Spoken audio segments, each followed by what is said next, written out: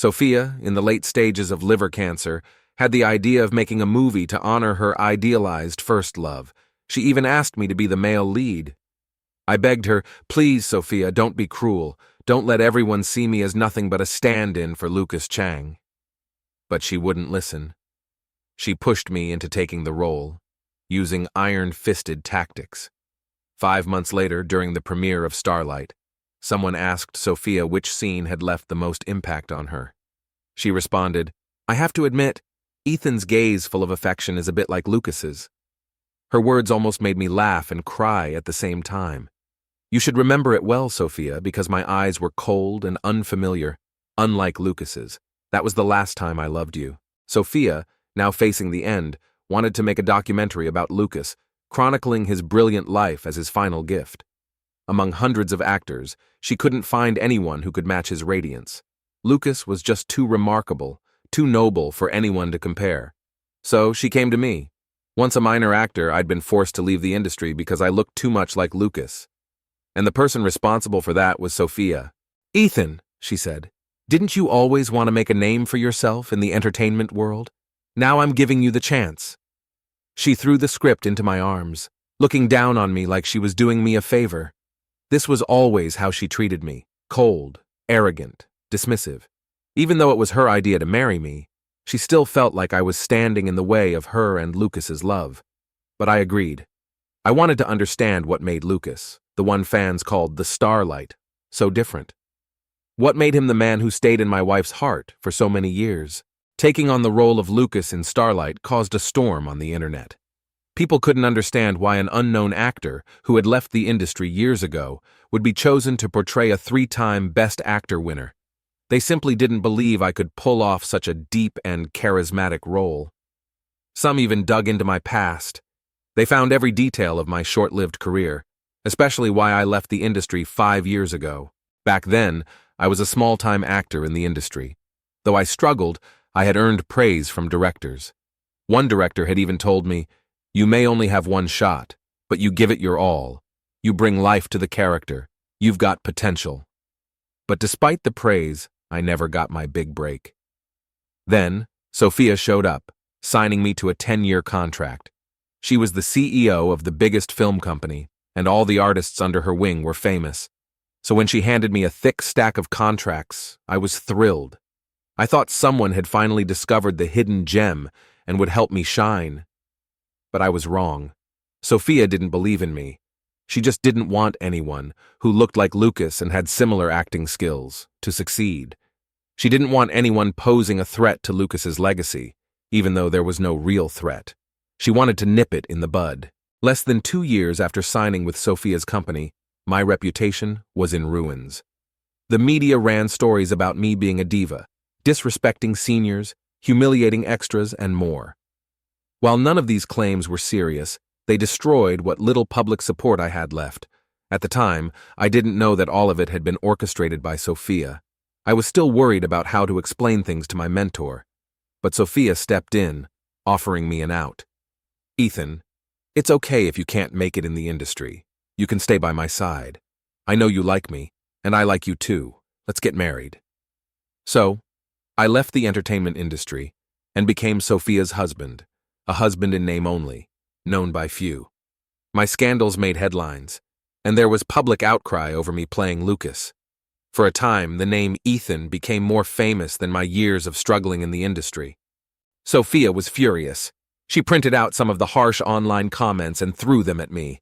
"You're useless! I gave you a chance and you ruined it! Useless!" she spat, not holding back her anger. "I warn you, if you mess this up, I'll make you regret it." I picked up the scattered papers one by one and stared at her coldly. "Sophia, you know better than anyone where these scandals came from. You orchestrated it all to end my career." Her face darkened with rage. She turned and looked at me, her eyes filled with coldness. "Since you know my methods, you better behave. Otherwise, I'll make sure you become a pariah, hated by everyone." I couldn't help but let out a soft laugh. "Sophia, don't forget who's the one in need right now. I can still refuse this movie and live off you. You know I don't care about other people's opinions." 3 years ago, I would never have given up the chance to clear my name and willingly become Sophia's shadow. The idea of living off a woman always felt degrading, but because I loved Sophia, I accepted it. However, some people never recognize what's good for them. Sophia and I didn't meet just 5 years ago. I knew her, admired her, long before she ever realized. In fact, we were college classmates. She was the star everyone noticed, always shining brightly, drawing attention wherever she went. So I remained just another face in the crowd. No matter how many times we passed each other, her eyes never fell on me. One day, her scarf was blown away by the wind and landed right in front of me. I picked it up and handed it back to her, and she smiled. "Thank you, classmate," she said. Just 5 simple words, but they lingered in my mind for a long time. At night, when I tossed and turned, it was her smile that kept me awake. After graduation, I dove into the entertainment industry, chasing my dream of acting. A year later, she graduated and took over her family business, becoming the CEO of the largest entertainment company in the country. Years later, when we crossed paths again, she had forgotten me. When she saw me, there was a brief moment of surprise in her eyes, but it passed quickly. "Ethan, I've seen your performance. It's good. Would you like to sign with my company?" she asked. I agreed, because there I saw another dream. But then scandals about me surfaced one after the other. As a minor actor with no resources, I couldn't stay in the industry. I ended up sitting on the company's rooftop one cold evening, chain-smoking, when Sophia appeared, walking against the wind. Her long hair was swept by the breeze as she came to stand beside me, taking a cigarette from my hand. She took a puff, blowing out a perfect smoke ring. When the cigarette finally burned out, she turned to me and asked, "Ethan, do you like me?" Some people think they hide their feelings well, unaware that they've already been seen through. For a moment, I didn't know how to answer. My thoughts got tangled up, and the words got stuck in my throat. After a moment of awkward silence, Sophia stood before me, her gaze intense and burning with something deeper.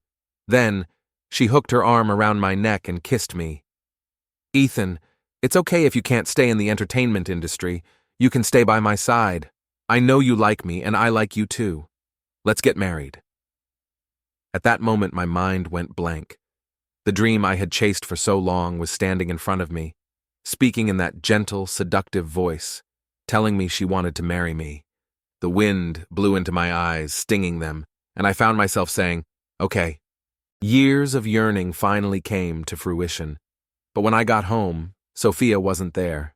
The house, brightly lit, felt empty. The silence was so profound that I could hear the beat of my own heart. In the early days of our marriage, Sophia and I were in love. Every morning I'd make her a lavish breakfast, pick out her clothes, and she would praise my cooking and how I matched her outfits, before giving me a deep kiss as she left. In the evenings, I'd wait for her on the couch, and when she returned from her social engagements, I'd bring her a glass of honey water. She'd wrap her arms around my neck, nuzzle into it, and say, "Ethan, it's so good to have you." But now, in what had once been a warm home, Sophia hadn't come back for a long time. Since Lucas's return to the country, 3 months had passed. I never expected her to return tonight, but when the door opened, she stumbled in, clearly drunk. She kicked off her high heels and stumbled toward me. "Ethan, why? Why does Lucas have this disease?" Her cold hand touched my cheek, and her blurred gaze lingered on my face before she softly said, "You two look so much alike. Why isn't it you who has to die?" Silence hung in the air, thick and suffocating. My heart ached, and for a moment I couldn't breathe. After a few seconds of stillness, I pushed her away. "It's truly a pity, Sophia. I'll live while your beloved Lucas will suffer, dying from this disease." Sophia must have cared for Lucas more than I realized. Even in her drunken stupor, when she heard his name, she sobered up. She slapped me, her tears welling up. "Ethan, how can you be so cruel?" Sophia's voice broke as she spoke. The woman who had always been strong was now shedding tears in front of me. I never imagined that Sophia and I would end up like this. 3 years of marriage, once filled with love, now only leaving behind resentment. I stared coldly at her, my jealousy and anger swelling as I saw the depth of her care for Lucas. I moved closer to her, my words sharp for the first time. Sophia, stop dreaming. You'll never be with Lucas. He's dying. People with liver cancer waste away, becoming unrecognizable, dying horribly. Her face twisted with anger as I spoke, and then the sharp sound of a slap echoed through the room. A sharp pain shot through my head, followed by a wet sensation spreading down my face. The taste was metallic and sweet. Sophia stood frozen, staring at the ashtray in her hand in shock. The red blood staining the ashtray was from my head. Sophia had hit me with it. She frantically dropped the ashtray, her hands trembling as she clutched my sleeve. In that instant, her drunkenness seemed to fade, and her clarity returned. "Ethan, are you okay? I didn't mean to," she began to cry. "I didn't mean to. You shouldn't have provoked me with Lucas's life and death." Hot blood flowed down my face, dripping onto my lashes and making my eyes tremble. I didn't say anything. I couldn't. The greatest sorrow, I realized, is when your heart dies. At that moment, I truly understood. In the hospital, the nurse gently bandaged my wound. Seeing my lips pressed tightly together, she asked, "If it hurts, just say so. Don't keep it in." I shook my head slightly, choosing to remain silent. No medicine could heal the pain in my heart. Since the moment I realized that in Sophia's heart there was only Lucas, and I was just a substitute she had obtained through manipulative means, my heart had become numb. Sitting on that hospital bed, gazing out at the ink-dark night through the window, I couldn't help but feel a deep sorrow. My thoughts drifted to the past. My father had passed away early, and when my mother fell ill, she left me when I was 15. On her deathbed, she gripped my hand tightly, her eyes dull and lifeless. "Ethan, living is too painful. I can't hold on much longer. Live well. Don't blame me for leaving you like this." After graduation, I pursued my dream in the entertainment industry. No matter how small the role, I always gave it my all. Even without lines, even as a background figure, I poured my passion into each shot. For 3 years, I worked hard, and though the journey was difficult, I found joy in each new role, each new life I got to experience. At that time, even the boxed lunches tasted good. Later, when Sophia found me, I thought my struggles were finally over, but I had no idea it would lead me into an unfathomable abyss that destroyed both my love and career. I didn't even realize when Sophia had entered the ward. It wasn't until the cold night breeze made me shiver that I closed the window and turned around. Sophia was standing behind me, holding my medical report in her hand. Her hands shook as she handed it to me, her voice quivering. "Ethan, your blood type is O positive." I frowned, unable to understand her expression. Was it surprise or shock? I took the medical report from her. It detailed my condition, mild concussion, but nothing serious. Just a few days of rest. I couldn't understand why Sophia looked so shocked. I ignored her and lay back down, quietly staring at the ceiling. That night, Sophia stayed by my side, quietly sitting at my bedside and not sleeping a wink. A mild concussion wasn't serious, yet Sophia insisted on a comprehensive examination despite my protests. Over the next few days, she became unusually gentle with me. "Ethan, the doctor said you need to eat more fruits. I've already peeled an apple for you. Eat it," she said eagerly, her gaze soft and sincere, with no hint of pretense. For a moment, I almost thought we had returned to the early days of our marriage, back when Sophia's gaze was filled with tenderness. But that look was no longer mine. It belonged to Lucas. Soon I learned the truth behind Sophia's change. One day after she had gone out with the doctor, she returned to the ward, absent-minded, 2 hours later. She sat silently by my bed for a long time, her eyes heavy with sorrow. "Lucas's illness is getting worse," she said softly. "He doesn't have much time left." I raised an eyebrow, indifferent. Lucas had liver cancer, and because a suitable liver donor couldn't be found, his condition had deteriorated rapidly. Everyone knew he didn't have long to live. There were even fans who tried to donate their own livers, but none matched. It seemed Lucas was destined for an early, tragic death, forever remembered as a white moonlight. Sophia paused for a moment, then added, "Ethan, your liver matches Lucas's." It felt like a bomb went off in my head. leaving me disoriented. After a few moments, I regained my senses, and no more words were necessary. I understood her meaning. I stared at Sophia's beautiful face for a long time before speaking calmly. So, Sophia, all these tests weren't about my health. You were trying to see if my liver could be transplanted into Lucas. At that moment, jealousy and sorrow mixed in my heart, and I couldn't stop the tears. It was the first time I cried in front of Sophia, and it would be the last time. She looked at me, but couldn't meet my gaze. Ethan, it's just a liver donation. It won't have much impact on you, she said, her voice trembling. But without your liver, Lucas will die. Ethan, I promise you, if you're willing to donate your liver, I'll be devoted to you completely and never have any contact with Lucas again. I placed my hand over my liver, feeling a faint pain there, and my heart ached too. I looked into Sophia's eyes. Sophia, a liver transplant carries risks. I could die too. Have you thought this through? Sophia hesitated, her lips pressed together in silence for a long time before she nodded. The breath I had been holding finally escaped. She knew the risks, yet she still chose to risk my life for another man. At that moment, I had nothing left to say. I shook my head. No, I'm not willing. I will never donate my liver to Lucas. Just give up on this idea. I refuse, I said firmly. Surprisingly, Sophia didn't press the matter further. Instead, she quickly moved on to the film's opening ceremony and began shooting. Seeing the confusion on my face, she gave me a bitter smile. The liver is yours, Ethan. If you don't want to, no one can force you. You're my husband. I won't push you to do anything you don't want to. She paused before continuing, her voice softening. As for Lucas, maybe it's true what they say, that he's a star meant to remain in the sky, not live long on Earth. She handed me the script and added, Ethan, I hope you can use all your skills to portray Lucas perfectly. She stopped for a moment, her voice slightly choking. You've already read the script. Lucas was truly a very, very good person. She wasn't wrong. From the script, I learned just how remarkable Lucas was. He truly deserved the title of the starlight scattered among mortals. Lucas was born into an ordinary family, once living a happy life.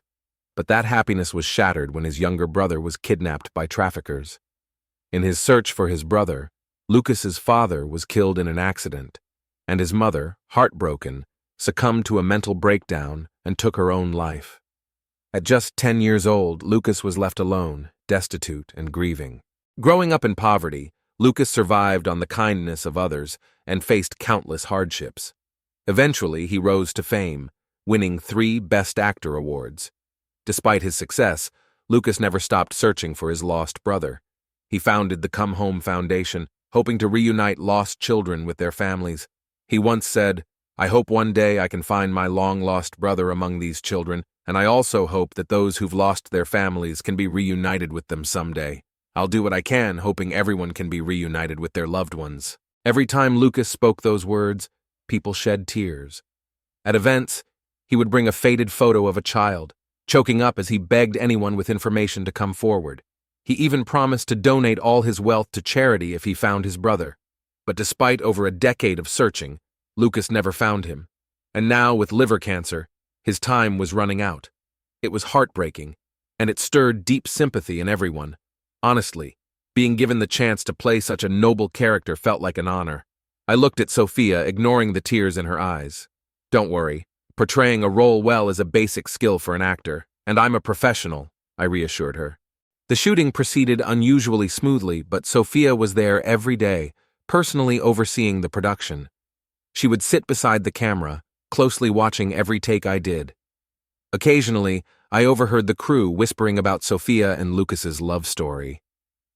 Oh my God, I've always heard of Miss Grant and Emperor Chang's story, but I never thought it was true. A love between life and death. It's so touching, don't you think? One crew member said. It's just a pity that Emperor Chang doesn't have much time left. Another added, such sweet moments amidst heartbreak. But I'm curious, why didn't they get together sooner? Ethan, since Miss Grant picked you, do you know the inside story? They didn't know that I was Sophia's legitimate husband, so they spoke freely in front of me, and even tried to discuss it with me. I closed the script and smiled. I don't really know, I replied. In truth, I did know. Lucas's rise to fame had been driven by his immense talent, but much of his fan base were girlfriend fans, women who saw him as their boyfriend. He was so afraid of alienating his fans that he never allowed himself to enter a real relationship, always leaving things ambiguous with Sophia. I remembered one time when a drunk Sophia had hugged me and called out Lucas's name. Lucas, I won't be a hindrance to your career. If you don't want to be with me, I'll wait until you're ready. I'll do anything for you, including marrying someone else. Anything you want, I'll give you. From the first moment you saved me, I've only liked you. That scene was also in the script. It was about how a young and struggling Lucas helped a beautiful drunk Sophia who was being harassed by a hooligan. Lucas fought off the thug, and then, hand in hand, they ran through alleyways until they stopped by the sea at sunset. There, they shared a smile that marked the beginning of a deep connection.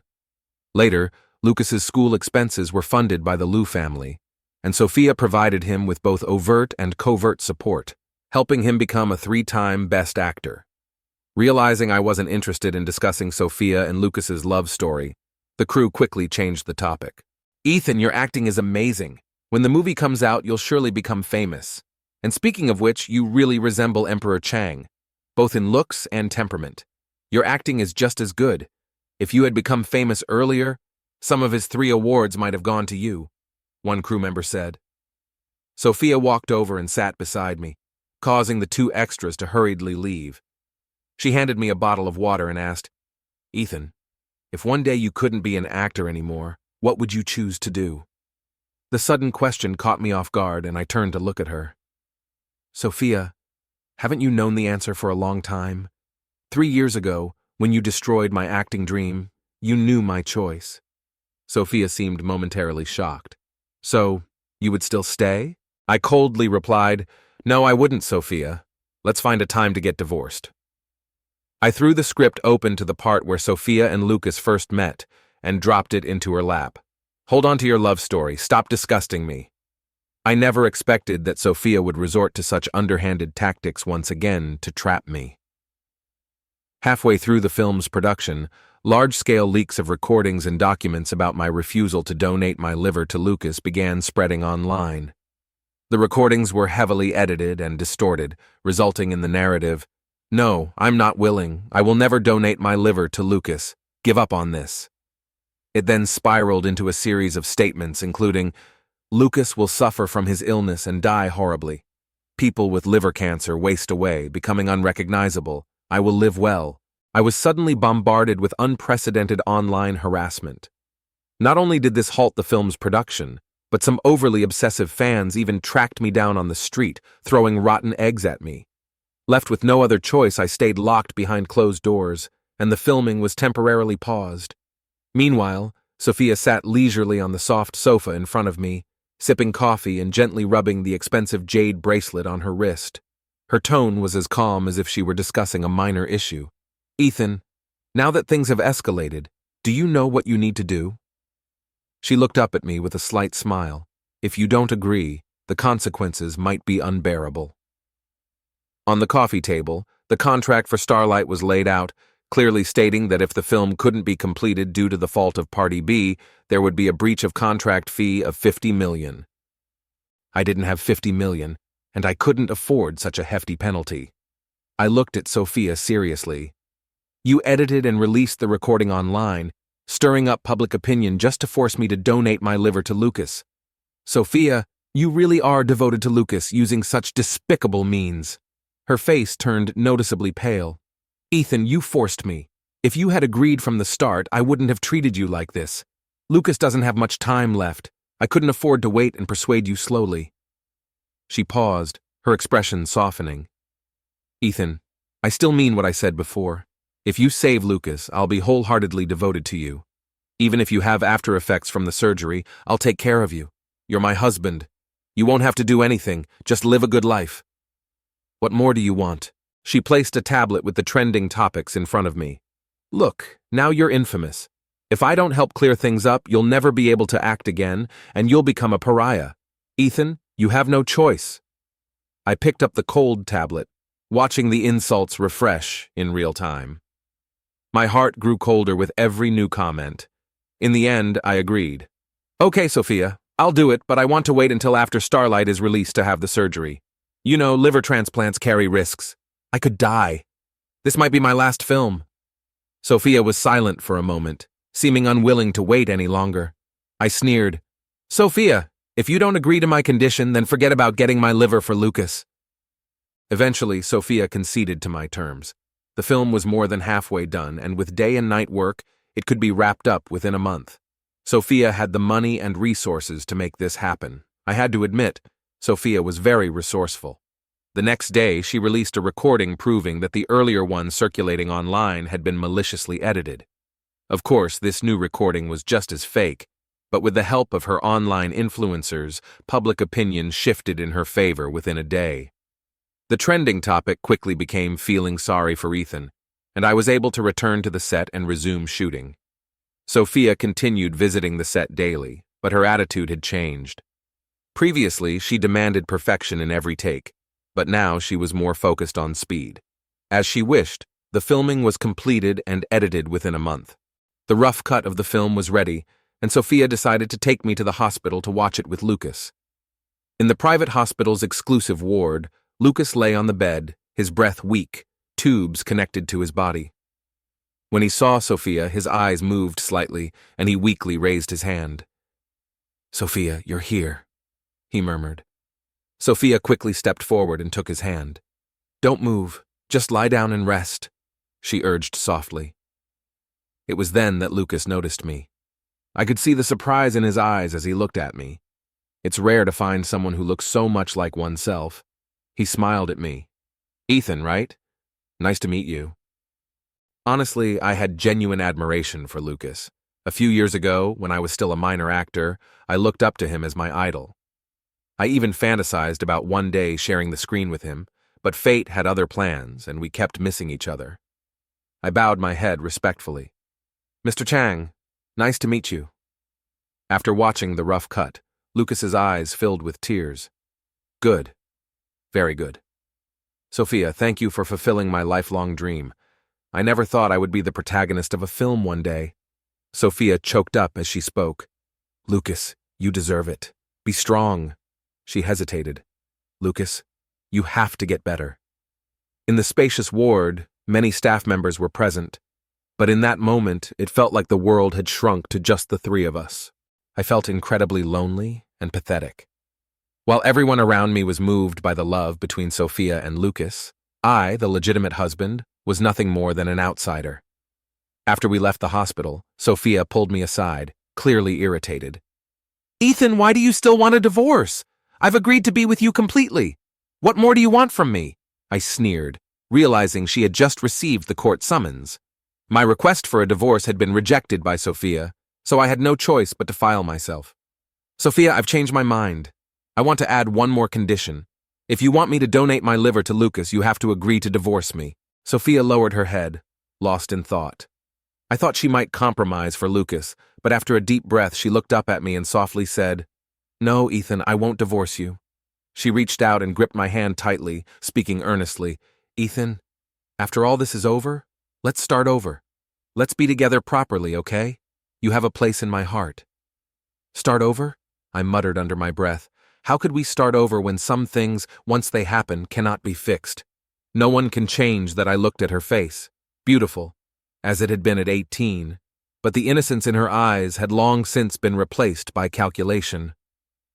She was no longer the same person, and our 3-year marriage, though long, had been brief. It was an accident, and not being on the same path meant we would eventually part ways. I didn't feel sadness, just regret. Regret that the girl I once cherished had changed. Regret that the love I gave wholeheartedly was just an illusion. Regret that we never truly loved each other. I pulled my hand from Sophia's grip and shook my head firmly. No, Sophia. My love for you died when you chose to hurt me over and over again for Lucas. At the Starlight premiere, I went on stage as the lead actor to give a speech. The 2 pages of densely written text were the speech Sophia had personally written for me. She had told me, Ethan, The filming has been exhausting, leave everything else to me and just rest. Sophia seemed to be trying to win me back. From the moment we returned from the hospital to the week before the premiere, she was with me almost every day. She even cooked a large meal for me herself. When I looked at her with surprise, her face devoid of makeup, I saw a hint of nervousness as her hands unconsciously clenched the apron. "We've been married for years, and I've never cooked for you," she said. "Ethan, I'll be a good wife from now on." But I didn't eat the meal. I threw it all into the trash. "It's useless, Sophia. I won't be soft-hearted anymore. Divorce is the only topic we can discuss now." Sophia held back her tears and turned, walking upstairs. She still refused to face the divorce issue. I thought perhaps she was trying to use marriage and love to bind me, hoping I would willingly donate my liver to Lucas. What a pity. There's no such fool in the world. The dazzling flash of cameras pulled me from my thoughts. I casually tossed the 2 pages into a nearby trash can and strode onto the stage. It was the first time I'd been surrounded by so many people and so many lights. I smiled and took the microphone. "First of all, thank you all for coming to the premiere of Starlight. I'm very honored to be part of this excellent film." After my brief speech, I paused. Regarding some rumors about me recently, I want to clarify a few things. Sophia's face turned pale and she whispered angrily, "Ethan, don't say anything ridiculous. There's no need to bring up things unrelated to the film to promote it." Sophia had invited nearly all the media, and if anything went wrong, it would be hard to control. No amount of money could change that. But what I wanted was an uncontrollable situation, especially since this was a live broadcast. Ignoring Sophia's angry expression, I played a video on the big screen. It was the conversation between Sophia and me at home, where I had been forced to agree to donate my liver to Lucas. Sophia tried to rush forward to stop the video, but she was surrounded by reporters and couldn't break free. One reporter shoved a microphone in her face.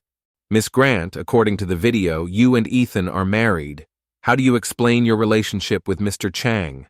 Was the rumor about Ethan refusing to donate his liver to Mr. Chang a tactic to force him? The video mentions using despicable methods. Does this mean you've used similar tactics to frame Ethan before? Why would you treat your husband this way? Does Mr. Chang know about you forcing Ethan to donate his liver, or was this a joint effort?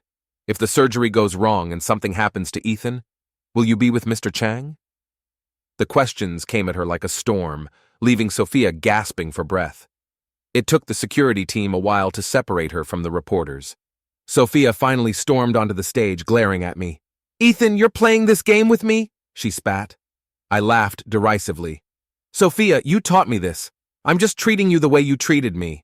She could record audio. I could record video. After being set up twice by her, how could I not be prepared? When I agreed to the deal with Sophia, I had already set up a hidden camera, and this premiere was the perfect opportunity to reveal the truth. Sophia was nearly choking with rage, but she swallowed her anger in front of the media. "Ethan," she said, "things happened too suddenly." The center of the stage suddenly collapsed, crashing straight toward me. Everyone held their breath, some even quickly closing their eyes, unable to bear witnessing the tragedy. My mind went blank, but I instinctively pushed Sophia, who was closest to me, out of the way before the pain overtook me. Through the haze, I saw Sophia's shocked face, pale and full of disbelief. I could hear her heart-wrenching scream, "Ethan!" But all I could do was close my eyes, consumed by pain and despair. The Starlight premiere had become the hottest topic, maintaining a high profile for an entire week. But I had no time to care about public opinion. All I cared about was staying outside Ethan's hospital room, closely watching the heart rate monitor, afraid that in the blink of an eye, it would turn into a long, flat line. 3 days and nights passed.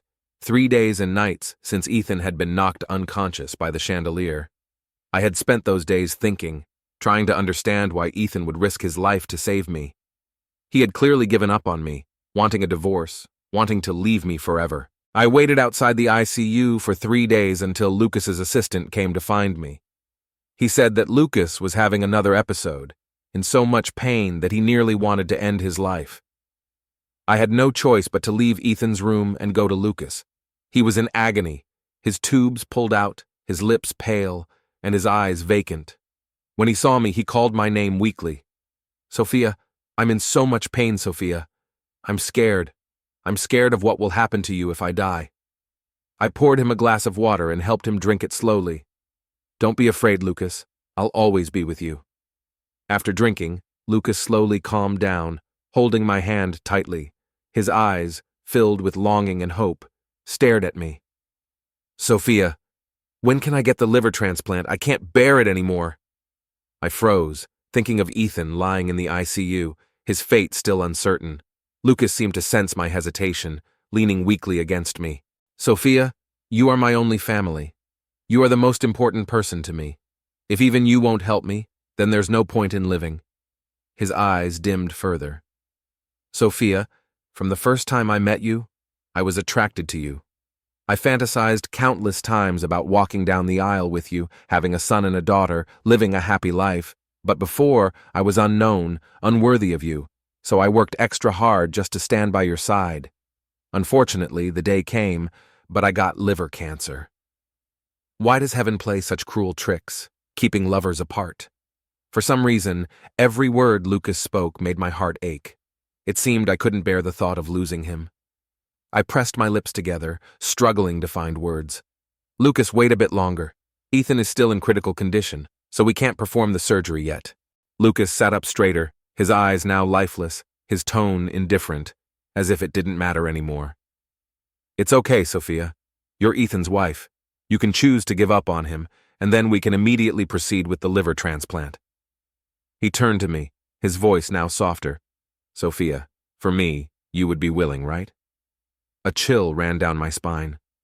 Only then did I realize that I didn't truly know the men I had loved for so many years. The next day, my assistant pulled me aside to a secluded spot, whispering, Miss Grant, after investigating, we found that the screws holding the crystal chandelier were loose, which caused it to fall. But the day before the incident, I saw Mr. Chang's assistant sneaking around the site. He was acting very suspiciously, and he had a ladder. My assistant's words made my head buzz. I couldn't stop thinking about Lucas's words. It was hard not to overthink. I took a deep breath. Investigate quietly and don't alert anyone, including Lucas and his people. My assistant stared at me for a moment, then nodded. Miss Grant, there are things I really shouldn't say, but at this point, I can't keep quiet. All these years, everyone has seen how much you've done for Mr. Chang. But have you ever noticed what Ethan has done for you? I realized, for the first time, I hadn't truly looked at Ethan. A director had recommended him to me, saying he was a great prospect who would eventually have a place in this flashy entertainment industry. So I went to Hen. Ethan was indeed remarkable. Even playing a ragged beggar with a dirty face, his noble spirit shone through. His dark, bright eyes surpassed all other actors I had seen. But when I first saw Ethan, I didn't think of promoting him. I thought about stopping him from rising because he looked so much like Lucas, and his acting was even more vivid and natural. Having two people who looked so similar in the entertainment industry wasn't ideal. I couldn't let him become Lucas's substitute. I wanted Lucas to remain unique. So Ethan's existence was like a firework that needed to be extinguished before it could fully ignite. I had him sign a 10-year contract with my company, with terms that seemed beneficial to him, but were, in reality, traps I set. Over the course of those 2 years, I discovered that Ethan was indeed a good person. He was kind, polite, worked seriously, and was always responsible. He often stayed up late studying scripts, and even in the smallest roles, he made a lasting impression. More than once, directors praised him as a good actor. The more they praised him, the greater my unease grew. My sense of crisis grew more intense as I manipulated the situation, using those edited videos and recordings to push Ethan into the spotlight of shame. All the projects and activities Ethan had lined up were canceled, and I could see the disappointment in his eyes. He stood on the rooftop, the cold wind whipping around him. At that moment, for some reason, I saw the shadow of Lucas from years ago. An idea began to form in my mind. Lucas wouldn't be with me because of his career, but what about Ethan, who looked so much like him? He could be his substitute, staying by my side to ease my longing for Lucas and remove any impact Ethan could have on Lucas's career. 2 birds with 1 stone, so I proposed marriage to Ethan, knowing that he would agree. When he looked at me, his eyes were filled with passion and sincerity. I knew he liked me. In the 3 years of our marriage, Ethan had been a perfect husband. I felt cherished and loved by him, something I had never truly received from Lucas. But I was too foolish. I had thought of Ethan as just a substitute. My assistant is highly efficient and reliable. In just 3 days, she uncovered the truth. It was indeed Lucas's assistant who was behind it all, caught red-handed with no way to deny it. The assistant frantically begged me not to report him. "Miss Grant, it was all Mr. Chang's idea," he confessed. "I overheard your conversation with Ethan, and I knew you didn't want a divorce. Ethan also said that if you didn't divorce him, he wouldn't donate his liver. I told Mr. Chang, and he came up with this plan. Miss Grant, for Mr. Chang's sake, please don't report me. If you do, Mr. Chang could be implicated in hiring someone to kill, and he won't get away with it. Miss Grant, you love Mr. Chang so much. As long as the liver transplant is successful, you two can be together. Why bother with the process? Does it really matter?" Those 3 short words hit me hard. Does it matter? It reminded me of the day Ethan pushed me away. It really does matter, but what should I do? Lucas or Ethan, how do I choose? My assistant saw my hesitation and took out her phone. "Miss Grant, maybe these photos will help you decide." The photos showed Lucas with 2 other men who looked familiar. After a moment, I remembered. Those were the 2 men who had tried to harass me when they were drunk. In the photos, Lucas was handing them a bag of money. There was no need for further explanation. Everything became clear. I went to the hospital and Lucas looked much better. His complexion had regained some color. When he saw me, he happily gestured for me to sit down. "Sophia, you've decided. When are we doing the surgery? You know my body can't wait much longer." Lucas was so certain I would choose him, but I didn't respond. Instead, I took out my phone and showed him the photos my assistant had sent me. Lucas's face immediately drained of color. "What does this mean?" he stammered. I looked at him coldly. "Lucas, don't you want to explain this?" Lucas panicked, but quickly regained his composure. "Oh, it must be a scene from some show that got photographed," he stammered, but his lie was so clumsy it made me frown. Inside, though, I remained calm. "These 2 men are the ones who tried to harass me," I said. "So from the beginning, you were lying to me? It was all part of your setup, wasn't it? You were scouting for a target, and I, being beautiful and wealthy, was exactly what you needed. You teamed up with those 2 thugs to stage a hero saving the damsel act, making me fall for you. Then you climbed higher and higher on my shoulders, using me to get closer to the top. But the higher you climb, the more exposed you become. Those 2 thugs were your weak point, so you had to keep bribing them with money." Lucas fell silent for a long time. Finally, his rage erupted. He smashed the items on the bedside table, fruits and medicines scattered across the floor. "Sophia, what's the point of questioning me now? So what if I lied to you? Haven't I been good enough to you all these years? Haven't I helped you make a lot of money? I owe you nothing. I get it. You've had a change of heart. You can't bear to let Ethan die, so you're dredging up all these old matters to comfort yourself. Sophia, you're despicable, disgusting." I had never seen Lucas like this. From the sunny, gentle boy to the kind emperor, he had always been calm and gentle, until now. Now I saw the true Lucas, vile and repulsive. My heart sank. His cruel words cut deeper than the truth itself, and with them, the last bit of love I had for him vanished.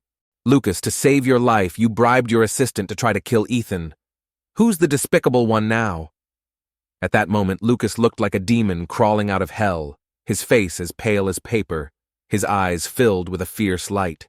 He pulled a sinister smile as he spoke. "It's all your fault, Sophia. If you hadn't refused to divorce Ethan, I wouldn't have had to come up with this plan. I had already given up on living, resigned to drag out my remaining days. It was you who told me Ethan could give me a liver and that I could survive. You gave me a glimmer of hope, and now you want to rip it away from me. Do you have any idea how painful chemotherapy is? Do you understand the terror of counting your days, unsure if you'll have another tomorrow? Do you know what it's like to close your eyes, fearing you may never open them again? How could someone who has seen the light ever be willing to let go of that tiny flicker in the darkness? Sophia, It's you who destroyed Ethan, and it's you who destroyed me. I was frozen, stunned by her words. The cold wind blowing in through the window seeped into my bones. It was so cold it felt as though it were draining the life from me. In the end, the evidence of Lucas bribing his assistant to orchestrate the accident was handed over to the authorities. His assistant was arrested, while Lucas, battling a severe illness, was granted bail for medical treatment. However, the title "Starlight Scattered Among Mortals" was stripped from him. Anonymous accounts surfaced, digging up every dark corner of Lucas's past. Though Lucas had grown up as an orphan, depending on the charity of others, it was revealed he was also a thief, regularly stealing from other children. His charity foundation, Come Home, was exposed as a front for money laundering. Even more shocking was the revelation from insiders that Lucas's missing brother had been abandoned by him. Lucas had expressed jealousy toward his brother and even made threats on his life. All of Lucas's charitable acts were now exposed as nothing more than an attempt to cover the true ugliness inside. The movie Starlight, starring Ethan, was pulled before it ever had a chance to be released. My company, too, suffered immense losses because of my ties to Lucas. I found myself caught in a storm of online harassment and police investigation. Those who play with public perception always end up consumed by it. Lucas and I were no different. 2 months later, Ethan woke up, just as winter was settling in. The day he was discharged, snow began to fall. I suddenly remembered that the day I first met Ethan had also been a snowy day. We had locked eyes, but now our expressions were worlds apart. After everything that had happened, our gazes met again, his calm and detached, mine filled with emotion. "Ethan," I whispered, "thank you for saving me that day. During the time you were unconscious, I thought a lot. It was my fault. I wronged you. You gave up your dreams to be with me. You gave me your heart, and I trampled on it over and over. If you can, please give me a chance to make things right." I couldn't bring myself to look into his clear, unbothered eyes. My voice cracked with emotion as I spoke, but Ethan's coldness shattered what little hope I had left. "We have no future together. You'll never have a chance to make amends. When the damage is done, it leaves a permanent scar, Sophia. If you feel guilty, then agree to the divorce. We'll live our lives apart. Stay away from me." His words cut through me like ice. I could only stand there, helpless, as the cold snowflakes melted on my face, unsure whether they were tears or snow. I had spoken to him before with the same cold indifference, never caring if I hurt him. But what goes around comes around, and now it was my turn to feel the weight of it. In the end, I agreed to the divorce. After some time to recover, Ethan was back on his feet. I heard the director of Starlight had great faith in him and had decided to cast him as the lead in his next film. This director was highly regarded in the industry, and with his backing, Ethan would rise to the top, walking the star-studded path he was always destined for. I watched Ethan's figure fade into the distance, a deep emptiness settling inside me. Suddenly, he turned and glanced back at me. "Goodbye, Sophia." Without another word, he turned away and walked off, not looking back. I knew then that this goodbye was permanent. Ethan no longer wanted anything to do with me. As night fell and the stars twinkled, I finally understood. I had once possessed true starlight. He was brilliant, pure, untainted, shining without needing any adornment. But unfortunately, I had lost him.